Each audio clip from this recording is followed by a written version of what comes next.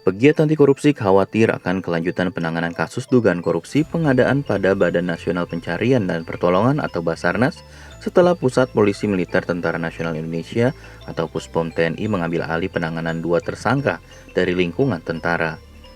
Rekam jejak peradilan militer dalam perkara korupsi dinilai cenderung berujung pada impunitas terhadap para pelaku, terutama perwira tinggi TNI.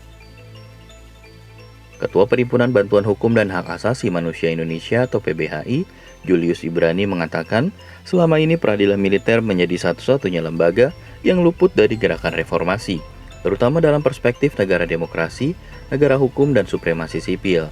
Sistem ini langgeng sejak Orde Baru menerbitkan Undang-Undang Nomor 31 Tahun 1997 tentang peradilan militer. Puspom TNI menetapkan Marsikal Madya Henry Alfiandi dan Letnan Kolonel Afri Budi Cahyanto sebagai tersangka dalam kasus dugaan korupsi Basarnas.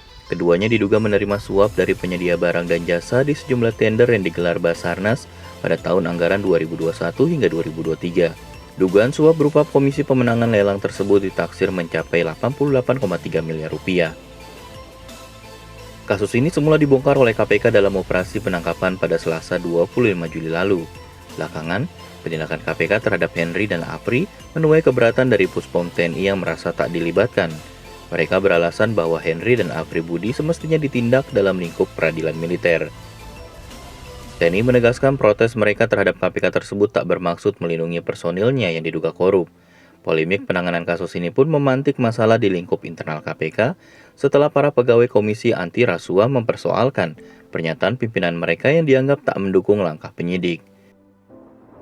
Ketua Badan Pengurus Sentra Inisiatif Al-Araf menyebutkan semestinya KPK tetap menjadi pengendali perkara atas tersangka Henry dan Afri. Tugas KPK hanya berkoordinasi dengan Puspom TNI untuk pelaksanaan proses persidangan. Direktur Imparsial Gufron Mabruri mengatakan masyarakat belum sepenuhnya percaya pada proses yang berjalan di peradilan militer. Sebab, mekanisme yang diterapkan seolah-olah menunjukkan bahwa militer memiliki rezim hukum tersendiri, dengan dalih aturan-aturan yang berlaku dalam TNI. Presiden Jokowi menyatakan bakal mengevaluasi jabatan sipil di pemerintahan yang diduduki sejumlah perwira TNI dan kepolisian. Jokowi mengatakan evaluasi tersebut dilakukan bukan hanya karena terjadi konflik antara KPK dan TNI dalam penanganan kasus Basarnas, justru agar tidak lagi terjadi praktik-praktik korupsi di lembaga negara.